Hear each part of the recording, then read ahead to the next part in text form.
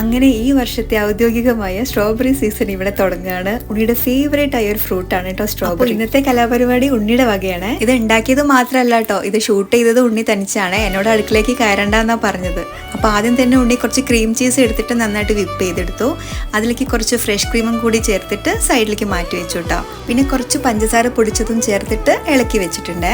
കുറച്ച് ബട്ടർ ചൂടാക്കിയിട്ട് അതിൽ കോൺഫ്ലെക്സ് ഇട്ടിട്ട് ഒന്ന് റോസ്റ്റ് ചെയ്യുന്നുണ്ട് കേട്ടോ, ഒരു ക്രഞ്ചിനെസ് കിട്ടാൻ വേണ്ടിയിട്ട്. അപ്പോൾ ഉണ്ണി ഇതേ അതൊന്ന് പൊടിച്ചിട്ട് എടുത്തിട്ടുണ്ട് ജസ്റ്റ് കൈ കൊണ്ട്.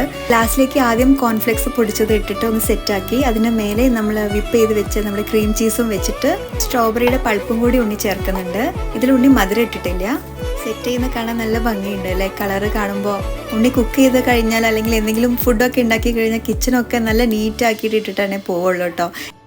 അങ്ങനെ നമ്മുടെ സ്ട്രോബെറി കൊണ്ടുള്ള ഐറ്റം റെഡി ആയിട്ടുണ്ട്. ഫ്രിഡ്ജിലൊന്നും വെക്കാനുള്ള ക്ഷമയൊന്നും ഇല്ല. എന്നെ ഞെട്ടിക്കാനുള്ള വരവാണ് കേട്ടോ ഈ വരുന്നത്. മക്കൾ ഇങ്ങനത്തെയൊക്കെ നമുക്ക് ഉണ്ടാക്കി തരും.